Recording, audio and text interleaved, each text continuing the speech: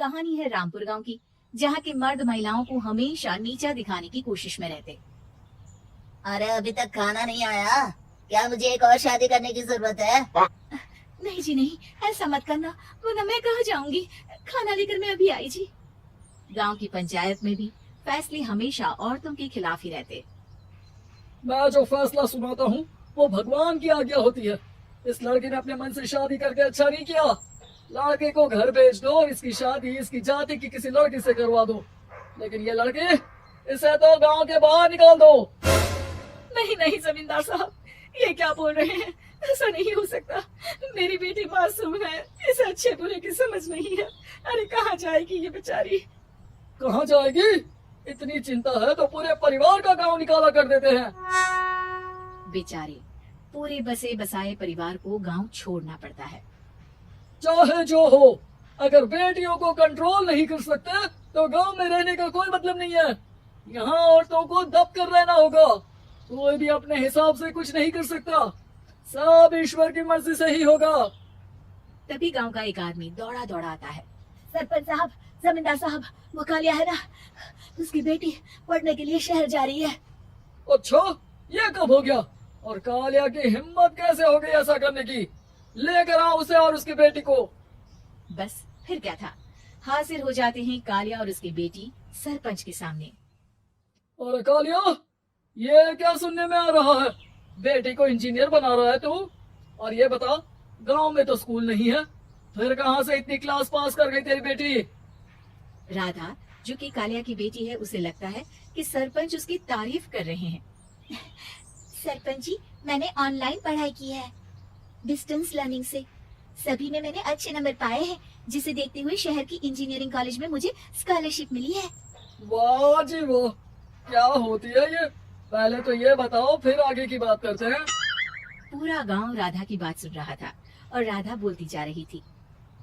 तो ऐसे मैं फ्री में एक अच्छी शिक्षा लेकर गांव में जो कुछ परेशानियां हैं, जैसे बिजली, पानी और इंटरनेट जैसी समस्याओं के लिए काम करूंगी। मैं गांव को शहर से जोड़ने के लिए पुल का निर्माण करवाने का प्रस्ताव रखूंगी। मुझे पूरी उम्मीद है कि जल्द ही हमारा गांव भी तरक्की की राह पर चल पड़ेगा। राधा की बात सुनकर सारे गांव वाले ताली बजाने लगते हैं।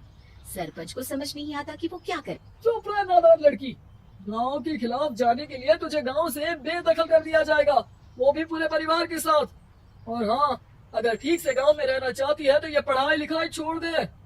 हम तेरे लिए गांव का कोई होनहार लड़का देखेंगे। तभी गांव का एक आदमी बोल पड़ता है। अरे नहीं नहीं सरपंच जी, राधा बिटिया जो बता रही है, अगर वैसा हो जाए तो हम लोगों को पैसा कमाने के लिए बाहर नहीं जाना पड़ेगा। हाँ जी, और ना ही कोसों दूर पानी के लिए भटकना पड़ेगा। हमारे बच्चे भी अच्छी पढ़ाई कर सकेंगे और आगे बढ़ेंगे, ना कि हमारी तरह खेती करते बैठेंगे। क्यों गांव वालों, राधा बिटिया का साथ देना चाहिए ना। सरपंच देखता है कि गांव राधा के साथ है तो वो चुप हो जाता है। वो घर आकर अपने सलाहकार से बात करता है, जो बहुत ही चालाक किस्म का इंसान होता है। अरे सरपंच साहब, आपको बहुत ही होशियारी से काम लेना पड़ेगा। एक बार गांव तरक्की कर गया, यहाँ के बालक पढ़ लिए तो कोई ना पूछेगा आपको। और फिर ये जो बेटा और बेटी है ना आपके, इनको भी आम लोगों की तरह ही जीवन जीना होगा। हाँ, लेकिन करे तो क्या करे? वो ना आप मुझ पर छोड़ दीजिए, बस मैं जैसा बोलूं करते जाइए। अगले रोज सुबह जब गांव वाले सोकर उठते हैं तो राधा के घर के बाहर और साथ ही वो लोग जिन्होंने राधा का सपोर्ट किया था, उनके घर के आगे लाल रंग से कल आऊंगी लिखा होता है। कल आऊंगी? ये क्या होता है? अरे यह तो खून से लिखा है, लगता है कोई भूत प्रेत या चुड़ैल का साया है। चलो सरपंच जी के पास चलते हैं। सभी सरपंच के पास जाकर उसे सारी बात बताते हैं। ओह, ये तो बड़ी मुश्किल की बात है। चलो, मैं एक बाबा को जानता हूँ, उन्हें बुला लेता हूँ। सरपंच बाबा को लेकर गांव के घर के बाहर जाता है। ओहो, तो ये वो चुड़ैल है जो उन लोगों को निशाना बनाते हैं जो गांव को बदलने का सपना देखते हैं। वो गांव को ऐसे ही संपन्न देखना चाहती है, वो नहीं चाहती कि कोई बाहरी यहाँ का कायाकल्प करे। क्या तुम लोगों में से किसी ने गांव को बदलने की सोच रखी है?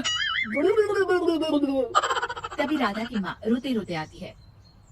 मेरी राधा घर से गायब हो गई है। अरे कोई तो बचाओ, मेरी बच्ची कहाँ गई? ले गई वो चुड़ैल, तेरी बच्ची को ले गई। अब वो उसे श्रापित करके छोड़ेगी, उस पर चुड़ैल का साया हो जाएगा। तभी बुरी सी हालत में राधा भी वहाँ आ जाती है। उसके बाल चुड़ैल की तरह फैले होते हैं और कपड़ों में खून लगा होता है। सभी राधा को देखकर डर जाते हैं। माँ, पता नहीं मुझे कौन उठा कर ले गया था। अरे दूर दूर हो जा चुड़ैल, अब हम लोग इस गांव में नहीं रुकेंगे। अरे कैसी बातें कर रहे हैं आप? कल तो आप मेरे भरोसे गांव का हुलिया बदलने, अपने बच्चों को पढ़ाने और तरक्की उन्नति की बात कर रहे थे, तो आज क्या हो गया आपको? ये फिर तुम लोगों को बहकाएगी। ये चुड़ैल गांव में आ चुकी है, ऐसे ही ये तुम्हारे घर के बच्चों को भी ले जाएगी। गांव वाले राधा को गांव से बाहर निकाल देते हैं। उसके माँ बाप रोते रहते हैं, लेकिन गांव वाले नहीं मानते। मैं भी अपनी बहन के साथ गांव के बाहर रहूंगा, लेकिन वो पढ़ाई नहीं छोड़ेगी। वहीं सरपंच के घर पर सलाहकार कहता है, देखा, सांप भी मर गया और लाठी भी नहीं टूटी। लेकिन अगले ही दिन सरपंच के घर के बाहर भी वही शब्द लिखे होते हैं। और फिर सरपंच की बीवी कहती है, हमारी बेटी को किसी ने अगवा कर लिया है। तभी राधा का भाई वहाँ आ जाता है। अरे गांव वालों, मैंने सरपंच जी की बेटी को देखा था, वो चुड़ैल उसे उठाकर ले जा रही थी। अरे क्या मजाक कर रहे हो?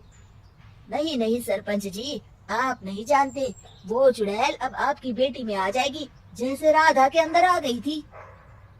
तभी सरपंच की बेटी वैसी ही हालत में वहाँ आती है जैसे राधा आई थी। पापा, पता नहीं कैसे मैं गायब हो गई थी। चुड़ैल, इसके अंदर भी चुड़ैल का साया है, मारो इसे। अरे नहीं नहीं, इसे भी राधा के पास गांव के बाहर ही भेज दो। अरे चुप रहो, मेरी बेटी कहीं नहीं जाएगी और चुड़ैल बुड़ैल कुछ नहीं होता है। अरे कैसे बात कर रहे हो सरपंच जी?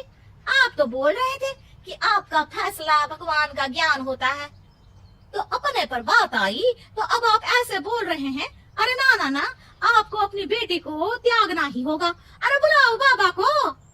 राधा का भाई बाबा को ले आता है, जिसे अब गांव वालों के डर के कारण सच बोलना पड़ता है। मैं कोई बाबा नहीं हूँ, मैं तो मोची था। ये सलाहकार महोदय ने मुझे कहा था एक्टिंग करने को। अब वो मुझे पैसे देने वाले हैं। अब मुझे माफ कर दो। गलती हो गई, मुझे माफ कर दो। तभी वहाँ राधा आ जाती है। देखा सरपंच जी, जब गांव के बच्चे साक्षर होंगे तो आप जैसे लोगों की चालाकी नहीं चलेगी।